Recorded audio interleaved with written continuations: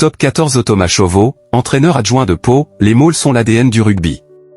Thomas Chauveau vit sa 5e saison dans le staff de la section paloise. Il nous a confié ses réflexions sur l'évolution du jeu de son équipe et de la qualité des ballons portés, son secteur de prédilection, avec la touche. Depuis 5 ans, il travaille dans le staff de Pau, entraîneur adjoint chargé de la touche et des ballons portés. Thomas Chauveau était bien placé pour nous parler de l'évolution du jeu de la section paloise et de sa nouvelle propension à s'imposer sur les ballons portés. Le club a marqué 11 essais ainsi. Thomas Chauveau est riche d'une solide expérience, il faut ainsi entraîneur pendant 4 ans de Bourg-en-Bresse qui lissa en Pro D2 en 2018. Avec les Violets, il a même réussi une performance à la fois méritoire et douloureuse. En 2019, son club fut relégué au 3e niveau, fédéral 1, malgré un parcours impressionnant, 13 victoires et 60 points. Jamais un club n'avait été relégué avec un tel capital. Thomas Chauveau a donc mis le cap sur le Béarn où il a pu démontrer son expertise. Vous devez être heureux de voir que Pau réussit de bonnes performances au niveau des ballons portés, non? Cela faisait partie des phases de jeu qu'on avait identifiées. On avait clairement l'ambition de grandir là-dessus et on en récolte les fruits cette année, mais ça fait un petit moment qu'on a commencé ce travail. Nos ballons portés proviennent d'une stabilité du groupe et d'une maîtrise un peu plus soignée de notre conquête en touche.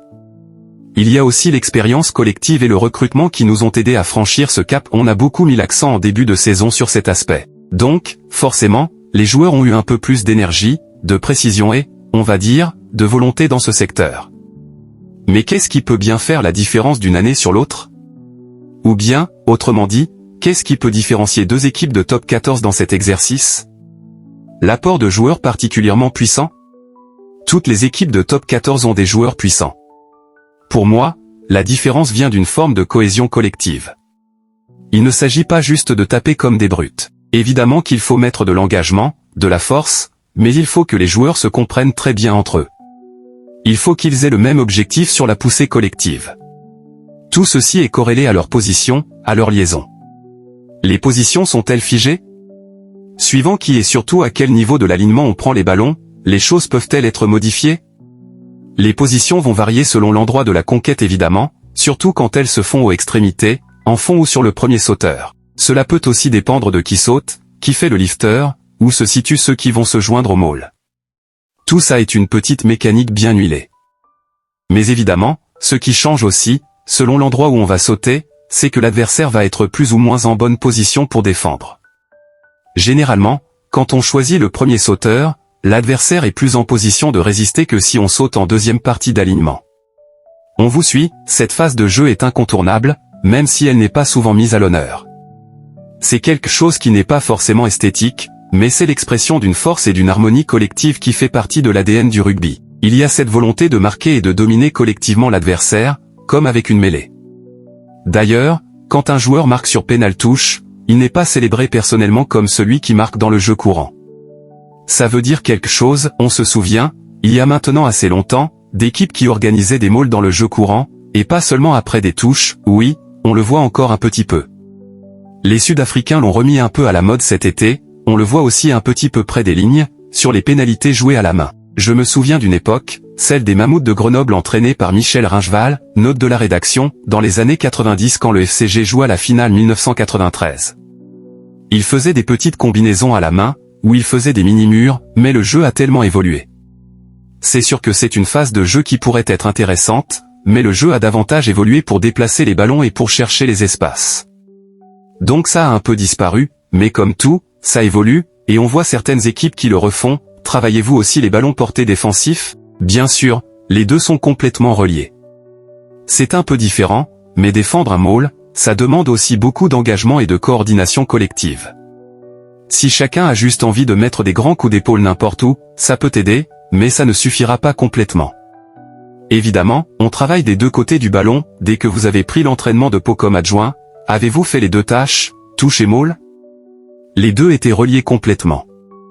Je m'occupe un petit peu aussi du jeu d'avant, notamment dans les zones de marque. On a des missions un peu transversales sur le jeu collectif. On n'est pas complètement cloisonné, en tout cas à la section paloise. D'ailleurs, c'est intéressant parce qu'on a tous du vécu. J'ai entraîné avant d'être à Pau, évidemment. J'ai entraîné à un niveau où on était moins staffé.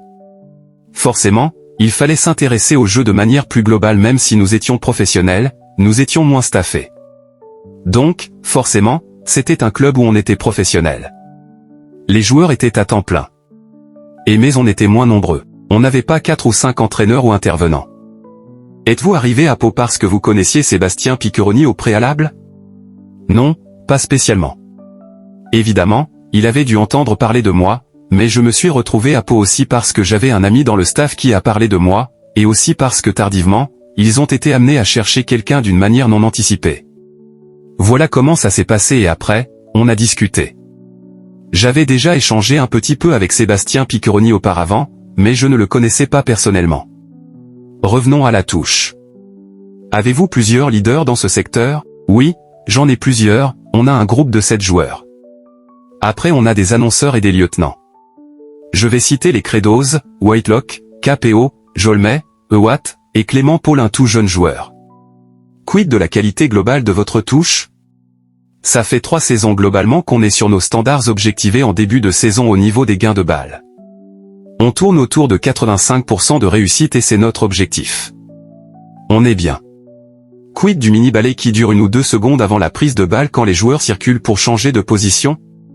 Il demande de l'harmonie. Je ne vais pas dire que c'est un balai, je ne veux pas faire de connotation artistique, mais ça demande quelque chose, une bonne coordination entre les joueurs, c'est pour ça que la touche est une phase qui est pour moi très collective. Quid de la touche défensive? C'est toujours intéressant mais disons que c'est un bonus. On ne construit pas notre jeu là-dessus, ce n'est pas notre priorité. Ce n'est pas notre socle. Au fait, vous-même où avez-vous joué? J'ai commencé le rugby dans le Rhône à Pusignan, puis je suis allé à Bourgoin-Jallieu en Crabeau qui était le club phare de ma région. J'y ai joué de 1996 à 2001. Ma génération, c'était Benjamin Boyer, Julien Bonner, Pascal Papé. Mais je n'ai pas pu passer professionnel à Bourgoin, il y avait trop de monde devant moi. Je suis parti à Bourg-en-Bresse où j'ai passé 3 saisons en national. Puis j'ai joué à Mont-de-Marsan et à Limoges en Pro D2. J'ai affronté le Toulon de Boudjelal. J'étais 3e ligne point. On a l'impression que vous prenez votre pied cette saison à Pau, c'est ma 5e saison ici. Alors oui, on commence à toucher les dividendes de tout ce qu'on a entrepris. Y a-t-il quelques joueurs que vous pourriez citer qui ont vraiment franchi un cap? Désormais, on a quand même pas mal d'internationaux comme dernièrement Jimmy Maximin. Je pense aussi à Hugo Oradou. Il y a aussi des joueurs qui sont avec nous depuis le début, je pense à Yuri Delomel, Rissoa Lucaré, qui sont maintenant parmi les bons joueurs de top 14 et qui étaient dans une équipe où, les premières années, on jouait clairement le maintien et rien d'autre. Pour eux, c'est une forme d'avancée. Certains étaient des jeunes qui sont devenus plus expérimentés. Leur potentiel fait qu'ils s'expriment à un niveau supérieur, haut niveau.